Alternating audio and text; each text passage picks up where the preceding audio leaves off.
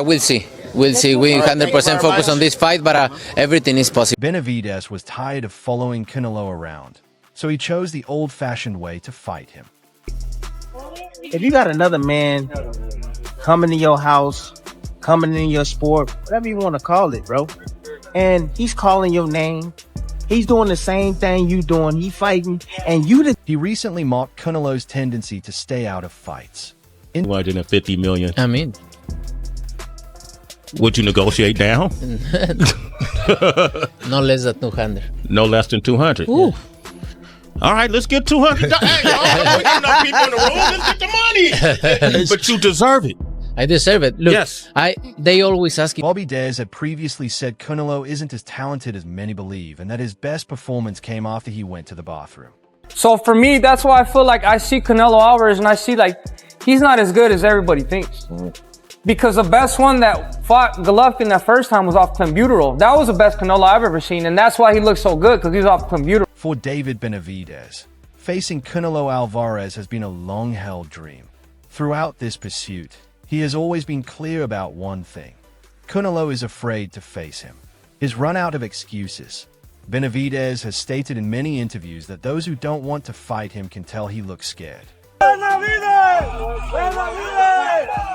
Number one, baby! He finally felt the need to confront Canelo in person. Apparently, it wasn't enough for him. Benavidez and Canelo Alvarez got into a heated argument that turned into a short but fierce fight. He's weight class. 75 is his weight class, and you know he do nothing in 175. Really?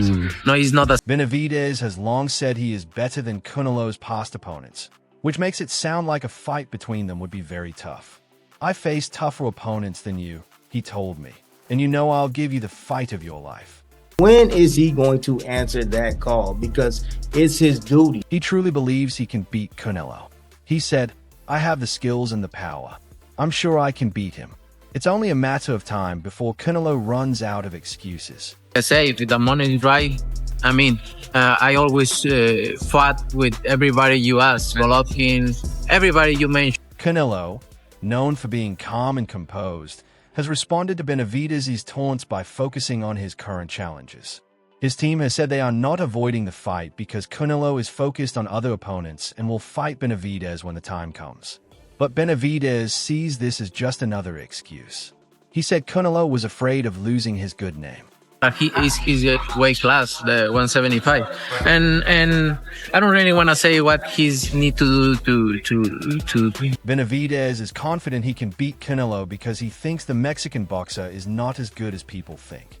DavidBenavidez recently discussed his long-held desire to fight Canelo Alvarez in an interview about $1 million gain. He's not going to be a million miles away from 200 pounds in the ring. He'll have at least a stone on Canelo. So it's a tough fight. I've hurt everybody that's been in front of me, and Canelo is no different. I will hurt him too, and I'll take all his.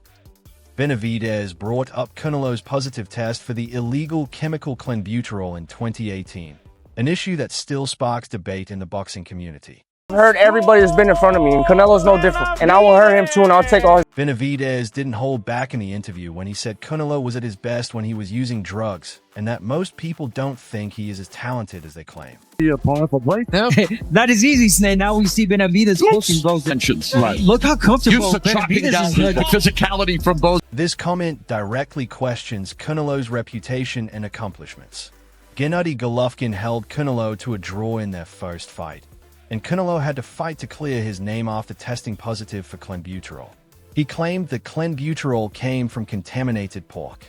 Benavidez and others have long criticized Canelo's accomplishments. David said Canelo was at his best when he fought Triple G the first time. Canelo came out, the one that you guys seen that fought Triple G the first time.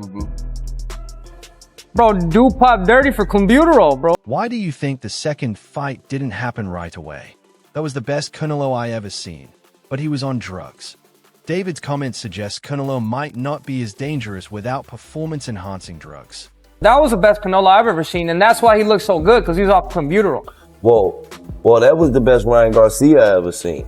He guaranteed he took it. He said that he ate meat that was tainted. And after criticizing Canelo's past opponents, Benavidez said everyone else has faced Amir Khan, Daniel Jacobs, Billy Joe Saunders, and Caleb Plant are all weak, making Canelo look less tough.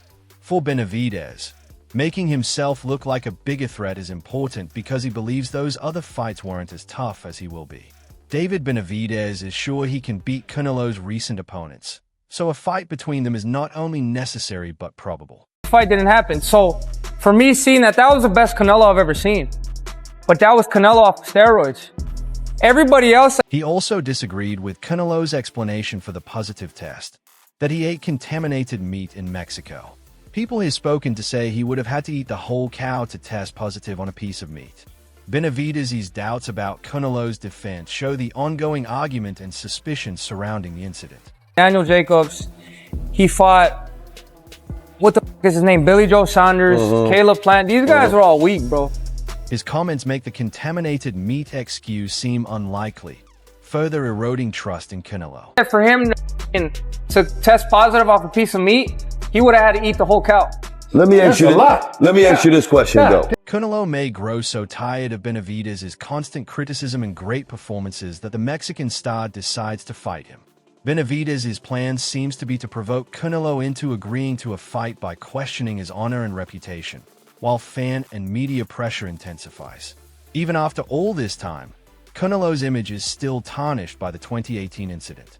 Many fans will always doubt Canelo's integrity, and DavidBenavidez is happy to exploit these doubts by repeatedly bringing up the clenbuterol situation.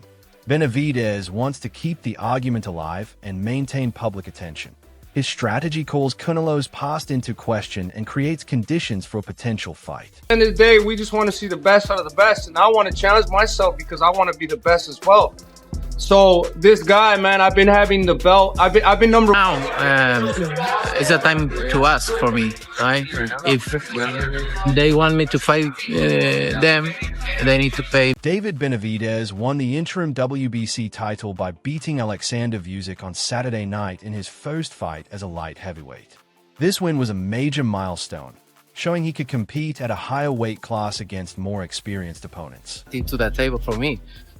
He brings just 25 pounds more in the night, the fight on the night. That's it. I moved up in weight, beat a former world champion and Olympian, and won every round, Benavidez said after the fight. While his claim may have been exaggerated, judges' scores showed a more competitive bout. It was clear Benavidez controlled most of the fight with such aggression that Vucic was constantly on the defensive and couldn't mount a strong offense. Yeah, Canelo fight was a good fight and it went exactly how I expected, but hats off to both fighters. I hurt him more than once. I wasn't throwing many combos because I hurt my hand again in round 3. Several weeks before the fight, I tore my right tendon. In camp, I hurt my left hand. I'm proud of myself because I had a cut 3 weeks ago too. But I kept going and gave the fans a great fight. The stats showed Benavidez was a superior fighter, landing 42.8% of his punches while Vucic landed only 23.3%. His ability to land big blows, especially power punches, won him the fight. He landed 349 power punches. By the 4th round, Benavidez had taken over, throwing 163 punches, many aimed at Vucic's body, pressing into his space with relentless combinations. Vucic was skilled but struggled to keep up after taking heavy damage early. His determination and experience were evident. He never seemed scared. Vucic said, "I wish I had done a little more and been more involved in the early rounds. I think the scores were pretty correct. It was a good, close fight. He performed better in the first half, but I believe I started to improve in the second half. I'd love a rematch." Vucic's desire for a rematch shows both fighters' competitiveness and their mutual respect was clear. At light heavyweight, new career opportunities opened up. Benavidez was close to a -500 favorite at BetMGM, showing how his punching and aggression translate to a heavier weight class. His style works well at 175 pounds, making him a tough opponent for anyone. Benavidez has said he wants to keep fighting at super middleweight, and if he can get down to 168 pounds, many big fights would be possible.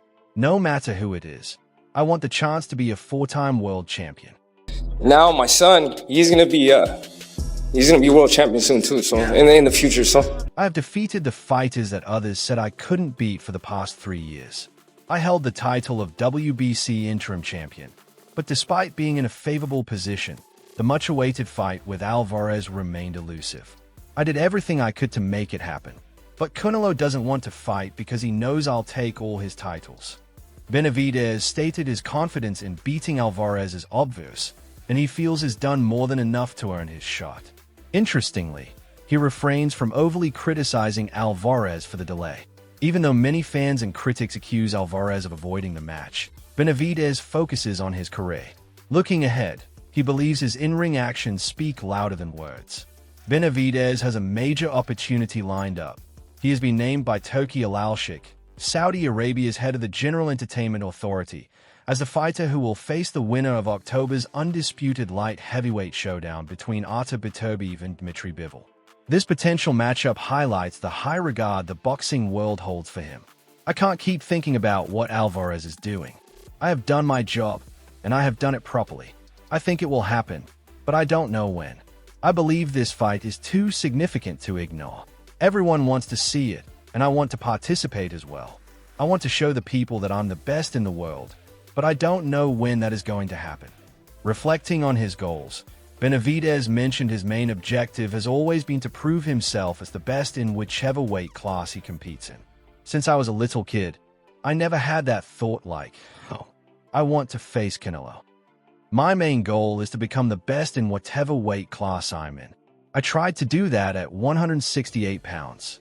I tried to unify the titles, but I didn't get that chance. So I came up to 175. Now, this fight is going to put me in a position to fight for all the 175 titles, and I'm going to continue to be a dominant force in whichever weight class I choose to fight in. Benavidez also addressed a rumor confirmed by trainer Stephen Bradman Edwards that he had previously sparred with top fighters like Beterbiev and Vucic and performed exceptionally well. I put it on all of them, and they know it. I'm not disrespecting them though, because they are all outstanding fighters. Benavidez remains focused on his goals and determined to prove he is the best in the world. Despite setbacks and delays, his journey in the light heavyweight class is just beginning. He continues to train and prepare for upcoming fights. Timothy Bradley did not hold back in his recent remarks about Canelo Alvarez's choice of opponents. According to Bradley, attention should be on who Canelo won't fight rather than who he will. He expressed disapproval of potential matchups against Chris Eubank Jr. or Edgar Berlanga, saying bluntly, if he fights Eubank, come on, man. Bradley's criticism reflects wider dissatisfaction with Canelo's recent fight choices, suggesting the champion is avoiding more challenging contenders. Bradley emphasized the importance of seeing Canelo face David Benavidez, who has an impressive record and is the mandatory opponent, making him the clear choice for a high-stakes matchup. However, Canelo has consistently opted for other fighters, frustrating both Bradley and many fans.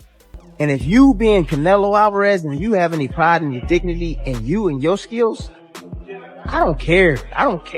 Step up and face that man.